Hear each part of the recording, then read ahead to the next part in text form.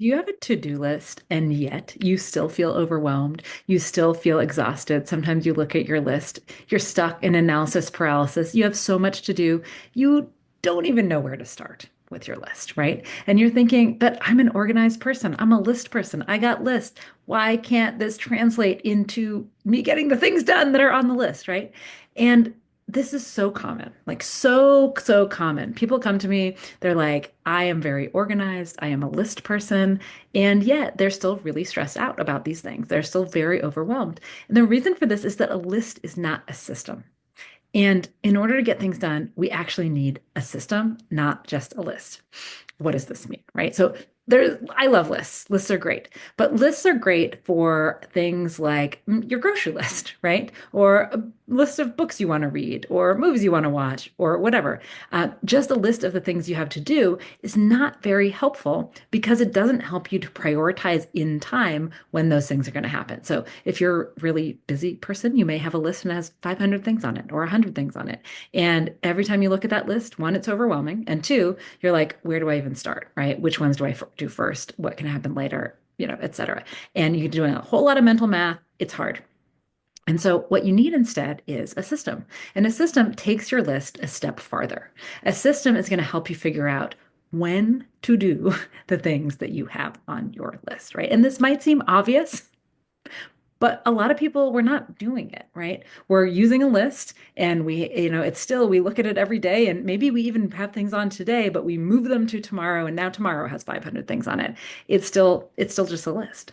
And so we can actually turn a list from a list into a system that is less overwhelming, that's going to help us to figure out when we need to do the things based on, all of the various deadlines that we have for things so that we know what we need to do today across all the tasks and all the projects, across all the areas of our life, across our work, across our homes, our personal stuff, etc.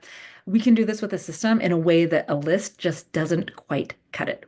And so what do I mean when I'm talking about a system? I'm talking about something that is outside of our brain, right? I mean, your lists are outside of your brain too, but it's outside of our brain and that has a few different stages in it. So there are four steps to having a system for turning your list into a system or many lists into a system, right?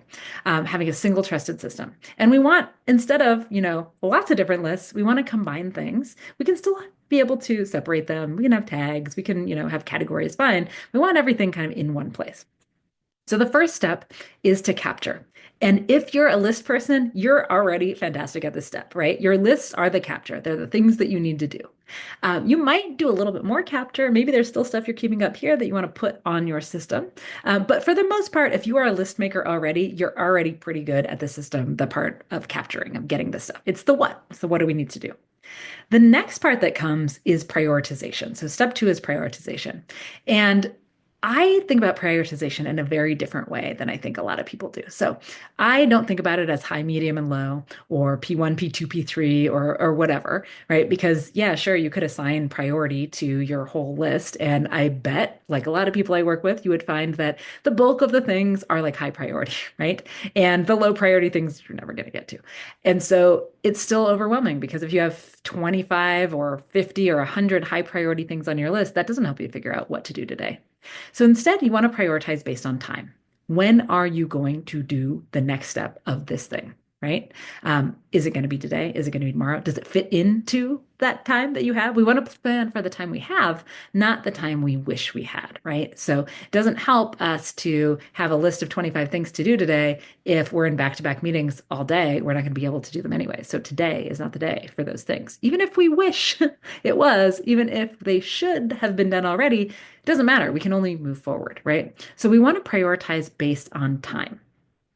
When are you going to do the things? We want to move from a planning horizon of it's today, tomorrow, or never to over time. When do things need to get done? When do they fit in our schedules, right? The next step of turning a list into a system is to actually do the things, right? To act, to do the next step, to move it along. And this might be so obvious. Why am I even saying it? But you ask yourself this: how good are you at making a list versus doing the things that are on the list, right? If I know a lot of people, and I do, who are using lists, right? Sometimes we have like graveyard of abandoned task apps on our phone, right? Lists, sometimes we come across lists of things we were going to do 7 years ago, and they're just a list of things we never did, right? We have to actually do those things. So we need to build that into our system that we are actually having the list, having the stuff in front of us, prioritize, and actually doing it throughout the day. Because it's not very helpful to have a list, to have the best laid plans, and then at the end of the day, you look at your list and you're like, oh, I didn't do any of the things on this list, right? So doing the things actually has to be part of the system. And then we have documentation, and that's step 4 of a system, that we want to keep track of what we did and when outside of our brains in our system so that we don't have to use our brains to remember where we are on all of the things, right? When you've got a big life, when you've got a big job, there are way too many things to remember, and you're not going to remember them all. And it's really stressful to try to use your brain to do that. And so documenting is just, in your task app, in wherever, what did you do and when? You left a message for Sarah. Great. Write that down so that you know when you did it. So that if you're looking back, you're saying, oh, yeah, I did do that part of it. Or maybe you're working on a big project and you are not going to be able to do it again until next week, to work on it again until next week. Write down where you were. Write down what the document is that you were working on. Where's the link to it? So that you're not spending a whole bunch of time next time trying to figure out where the heck you were on this project, right? So just a little bit of documentation goes a long way in helping ensure that you're not wasting a bunch of energy trying to figure out where things even left off. Or did do that or did you not? Or, that email, did you send it? Or is it still in your drafts, right? Don't expect your brain to rely on that. When you can use these 4 steps, capture, prioritize, do it, and then document, that turns your list into a system. Now, sometimes it's going to feel a little bit hard because you have to be faced with reality that you're not going to get done those 500 things today. But I think it is so much better. It's so much easier to deal with the stuff in our life when we're realistic about what we can do. When we're not living in the shoulda, coulda, woulda, but we're really thinking about what do I need to do and what do I have time for? And how do these things align together? When we can live in that world of realism, it feels a lot better and a lot less stressful. Now, if you're like, I don't even do any of this at all, like I'm brand new to this whole world, you will see a link below. And this is for my absolute favorite task app that is free. It is an affiliate link below, but I only use affiliate links for things that I actually really use all the time. And so, yes, I might get a couple bucks if you click on that link and you end up buying it, but also it's a free app. So you never need to buy it and you could probably use the free one forever. I have a couple of videos here I'll link to below on how to use TickTick, my favorite app as well, in case that is helpful.